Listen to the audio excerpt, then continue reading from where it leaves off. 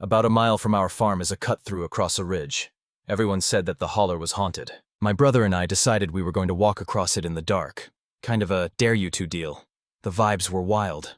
It just felt wrong. Daylight wasn't so bad, but still a little creepy. That night, though, we were walking along the road, and we could hear someone pacing us, like they were 10 to 15 steps behind us. We would stop, and we could hear the steps stop like half a second later. It sounded close, very close. But nothing was there. We had the spotlights we used for coon hunting, so we weren't in total darkness. We made it almost all the way across before we started running, and we ended up walking another 6 miles to the nearest road that would take us back home, because we were not going to go back across it. Holy moly, that was the most scared I've ever been. The hair on my arms is standing up just thinking about it.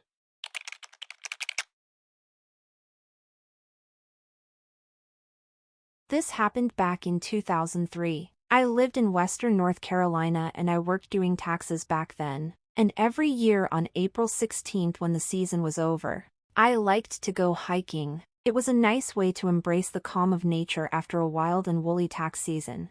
One of my favorite hiking trails in the area is at Mingus Mill over past Cherokee. If you haven't been, go. It's a beautiful trail that starts at the mill and runs for a long while by a beautiful little creek. It also goes by a very old cemetery once you get way back in there.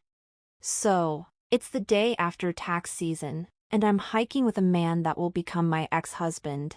Yep, that's right, my ex-husband. But we were in the early stages of dating at that point. It's a beautiful spring day, clear and sunny skies, about 65 degrees for the high. We brought a little picnic lunch so we could just hike and not have to go back to town to eat. So we hiked, ate lunch on the trail, and hiked more. We had hiked a long way past the cemetery, and we are pretty far out there. It was maybe around 2 o'clock. We are way out on the trail and haven't seen other hikers in maybe an hour or so. My future ex is hiking in front of me on a narrow part of the trail, and we are talking.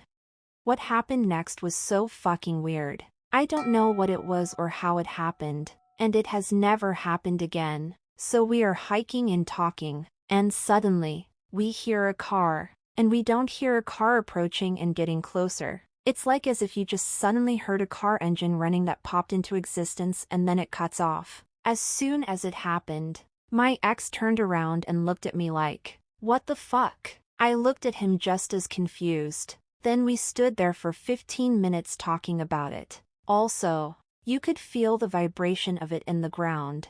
I at first thought maybe a Forest Service road was nearby or something, but I've looked at the maps since then and there was not one near where I think we were on the trail. Even if there had been, you still would have heard the car sound approach and get louder, or fade away. It was like a car had just materialized into existence, the sound of it anyway, and then someone turned the key to turn it off. And since this was before smartphones, it wasn't someone playing a sound, and even if that was the case, it wouldn't have made the ground vibrate. There were no earthquakes in that area that day either. I wanted to continue hiking for another hour, but my ex was really freaked out. So we started heading back to the parking lot. He later said he was worried it was a bear growling, but I said I did not think that's what it was. What the hell was that? Anyone else with a similar experience?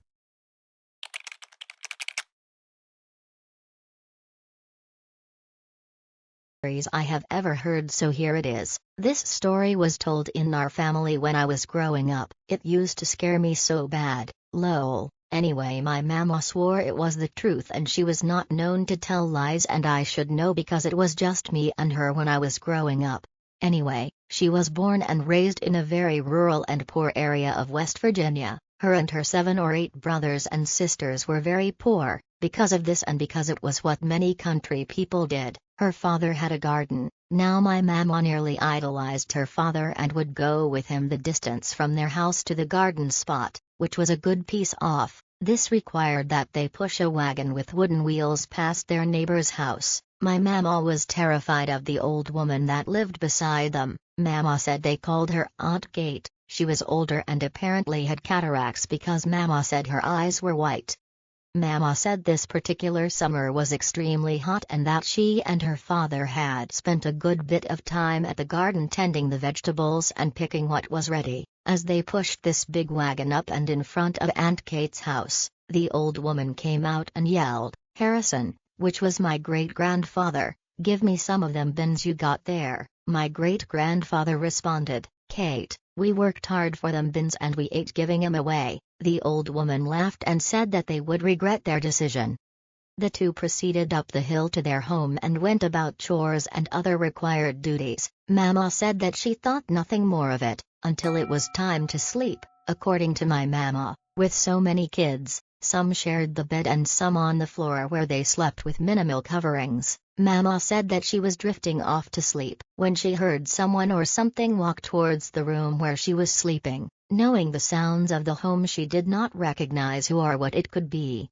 Mama always talked about how her father would tell them stories to scare them into being good. Due to this, she was easily scared. As the walking got closer, she reported covering her head and laying still, terrified of who or what was standing in the doorway. Mama reported that whatever it was, would turn and walk out of the room and back down the hallway all night long. Mama said she lay there all night terrified and scared to take her head out from under the blanket.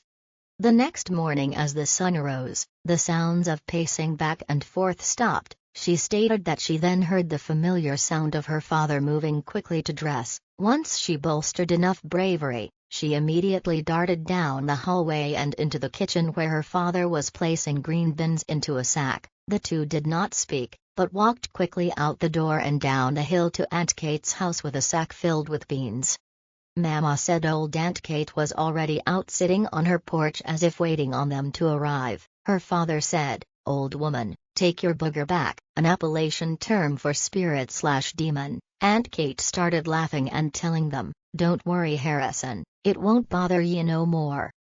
Mama told other things that Aunt Kate did that alluded to her being someone familiar with the dark side. Mama was a very honest lady and I never remember a time where I caught her in a lie or even heard her curse, and she swore Kate was into black magic. If you liked this video, please like and subscribe for more content. Also, please feel free to share your spooky, scary experience in the comment section.